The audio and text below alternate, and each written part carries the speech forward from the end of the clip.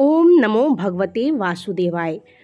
आज के वीडियो में बात करेंगे पापंकुशा एकादशी के बारे में। पाप और अंकुश ये दोनों शब्द से मिलकर पापंकुशा एकादशी का नाम रखा गया है। पापंकुशा यानी कि जो एकादशी पाप पर अंकुश लगा दे, उस एकादशी को हम सभी पापंकुशा एकादशी के नाम से जानते हैं, जो कि प्रत्येक वर्ष अश्विन मास के शुक्ल पक्ष की एकादशी पर रखा जाता है। यह एकादशी विशेष रूप से पुण्यकारी और मोक्षदायिनी मानी जाती है। धर्म ग्रंथों के अनुसार इस एकादशी का व्रत करने से मनुष्य अपने समस्त पापों से मुक्त होकर विष्णु लोकों को प्राप्त करता है। आइए जानते हैं कि पापंकुशा एकादशी साल 2025 में किस दिन रखा जाएगा और व्रत के दौरान आपको खान पान के कौन से नियम का पालन करना चाहिए। जो व्रत नहीं रखते हैं उन्हें क्या करना चाहिए, साथ ही इस बार पारण किस दिन किया जाएगा, इस पर पूरी जानकारी आपको देंगे। वीडियो को अंत तक जरूर देखिएगा। श्री कृष्ण कहते हैं कि जो मनुष्य केवल हरिनाम का उच्चारण करता है उसे कभी नरक नहीं देखना पड़ता। विष्णु के नाम की महिमा इतनी प्रबल है। हरिनाम कीर्तन समस्त तीर्थों के पुण्य के बराबर फल प्रदान करता है। अर्थात पापंकुशा एकादशी के व्रत को धारण करके हरिनाम कीर्तन करना चाहिए। इस व्रत के दिन सोना, तिल, जल, गौ, भूमि, छाता और जूते का दान करने से यमराज के दर्शन भी नहीं होते हैं। निर्धन व्यक्ति अपने समर्थ अनुसार दान करें और धनवान जलाशय, धर्मशाला या उपकारक स्थानों का निर्माण कर पुण्य अर्जित करें। यह एकादशी न केवल मोक्ष प्रदान करती है बल्कि आरोग्य, धन, अन्न, उत्तम वंश और सुंदर जीवन साथी जैसी लौकिक कामनाओं को भी पूर्ण करने वाली मानी जाती है। बाल्यावस्था, युवावस्था या वृद्धावस्था किसी भी समय इस व्रत को करने वाला व्यक्ति कभी दुर्गति को प्राप्त नहीं करता। एक लोक कथा के अनुसार विंध्य पर्वत पर रहने वाला एक अत्याचारी बहेलिया, जिसका नाम क्रोधन था, अपने पापमय जीवन के कारण यमदूतों से भयभीत होकर ऋषि अंगिरा के शरण में गया। ऋषि ने उसे पापंकुशा एकादशी व्रत रखने की सलाह दी। बहेलिये ने विधि पूर्वक व्रत कर भगवान विष्णु की पूजा की और अंततः विष्णु लोक को प्राप्त किया।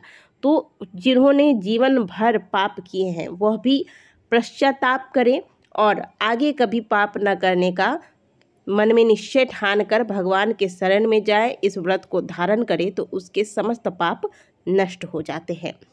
और ऐसा कोई भी व्यक्ति नहीं होगा जिसके द्वारा कोई भी पाप ना हुआ हो। जानकर या अनजाने में कई प्रकार के पाप हमसे होते रहते हैं।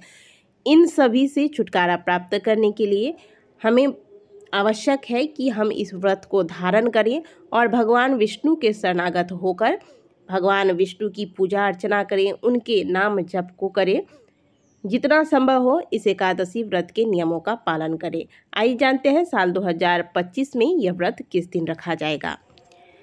अश्विन मास के शुक्ल पक्ष की एकादशी तिथि का आरंभ 2 अक्टूबर को शाम 7:11 पर होगा और इस तिथि का समापन 3 अक्टूबर को शाम 6:33 पर होगा। क्योंकि 3 अक्टूबर को उदया तिथि में एकादशी की प्राप्ति हो रही है, इसलिए इस बार कोई दुविधा नहीं है। यह व्रत केवल 3 अक्टूबर को ही रखा जाएगा, यानी कि शुक्रवार के दिन यह व्रत रखा जाएगा। जो लोग एकादशी का व्रत करते हैं वह आवश्यकता पड़ने पर एक बार एकादशी में कुछ बातों का ध्यान आपको रखना चाहिए। यदि आप व्रत कर रहे हैं तो एकादशी में आपको दिन के समय सोना नहीं चाहिए। वैसे रात्रि जागरण का भी विधान है, लेकिन रात्रि जागरण अगर नहीं हो पाता तो कम से कम जब आप सोने जाते हैं उस समय सांसारिक चिंता ना करके केवल भगवान के नाम का सुमिरन करते रहें। इतना भी कर सकते हैं आप तो अवश्य करें। इसके अलावा एकादशी व्रत के दौरान बार बार पानी नहीं पीना चाहिए, इससे व्रत का प्रभाव समाप्त हो जाता है।